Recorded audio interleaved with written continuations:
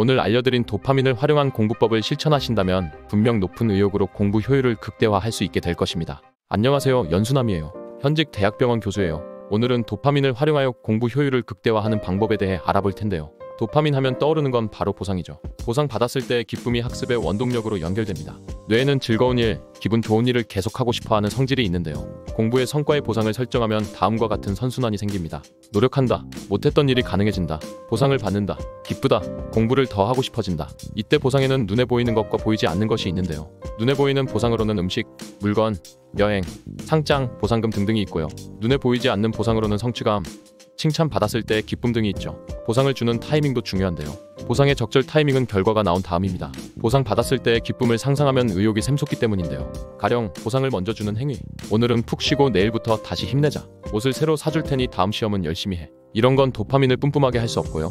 보상을 나중에 주는 행위. 오늘 목표 지점까지 공부하고 나서 내일은 푹 쉬자. 다음 시험에서 지난번보다 좋은 점수를 받으면 옷을 새로 사줄게. 이렇게 되면 도파민의 긍정적인 효과를 누릴 수 있게 되는 거예요. 우리는 지금부터 도파민에 대해 조금 더 자세히 알아볼 건데요. 뇌에는 보수계라는 신경계가 있습니다. 보수계는 욕구가 충족되었을 때 혹은 충족될 것임을 알았을 때 기쁘거나 즐겁다고 느끼는 행복감을 일으키는 뇌 시스템을 말하죠. 사람은 누군가에게 칭찬받았을 때, 목표를 달성했을 때, 하지 못했던 일을 성공했을 때, 맛있는 것을 먹거나 마셨을 때, 원하던 것을 손에 넣었을 때 기분이 좋아집니다. 이처럼 좋은 기분을 만들어내는 것이 도파민이라고 하는 신경 전달 물질이고요. 도파민 분비량이 많을수록 큰 기쁨을 느끼게 되죠. 뇌 보수계는 놀라울 정도로 강력한 시스템인데요. 말하자면 우리를 모종의 행동으로 몰아가는 동력원입니다. 도파민이 충분히 방출되면 긍정적인 기분이 들고 그 행동을 반복하고 싶어지는 거예요. 즉, 뇌가 다시 같은 일을 하라고 재촉하는 거죠. 노력하려는 자발성을 만들어내는 것은 신경 전달 물질인 도파민인 거예요. 기분이 좋다, 기쁘다라는 느낌이 들 때는 뇌에서 보수계의 신경이 활성화되어 도파민이 대량 분비됩니다. 이 도파민을 분비시키는 방법 중 하나가 보상 설정인데요. 도파민은 보상을 기대하고 있을 때나 욕구가 충족될 것임을 알았을 때도 분비됩니다.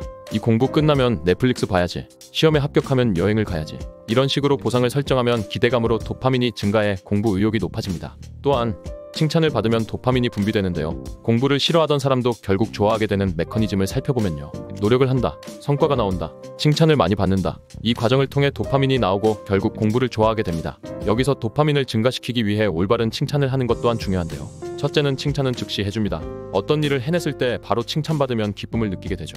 둘째는 능력이나 결과보다 노력을 칭찬하는 겁니다.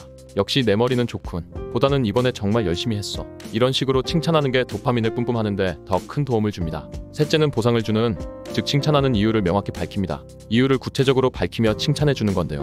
단순히 오늘 공부를 열심히 했으니 칭찬한다가 아니라 어제보다 순공 시간을 2시간이나 더 확보했으니 칭찬한다는 식으로 가는 거죠. 자신의 좋은 점을 칭찬하면 자연스럽게 그런 사람이 됩니다. 이런 식으로 자신을 스스로 칭찬하면 자기 긍정감이 높아지고 자신감이 생기며 의욕이 높아짐을 알 수 있습니다.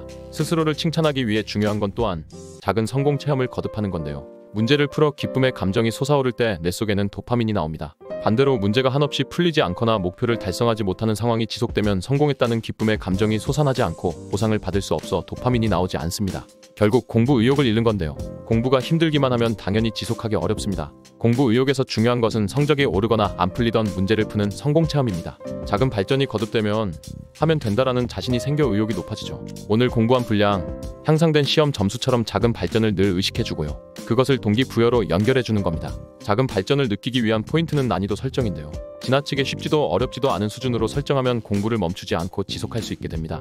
적절한 난이도의 공부를 하면 할 수 있다는 기쁨을 거듭해서 느낄 수 있게 되는 거죠. 적절한 난이도의 문제집이 어느 정도인지 감이 없다면 보통 70%의 정답률을 보이는 문제집을 택하라고 조언드립니다. 오늘 영상 외에도 더 다양한 공부법과 심화된 성공 인사이트를 만나보고 싶다면 구독, 가입 버튼 눌러주시고요. 암기법 하나는 완벽히 마스터하고 싶다 하시는 분들은 고정 댓글란 연수남 암기법 책을 참고해주세요. 그리고 다음 영상은 목요일이 아닌 화요일에 업로드될 예정인데요. 바로 연수남 종이책이 전국적으로 출시되는 날이기 때문입니다. 꼭 그날 본방사수 함께해주세요. 오늘 알려드린 도파민을 활용한 공부법을 실천하신다면 분명 높은 의욕으로 공부 효율을 극대화할 수 있게 될 것입니다. 오늘 영상은 여기까지고요. 도움이 되셨다면 구독과 좋아요, 알림 전체 설정 맞춰주세요. 감사합니다. 당당.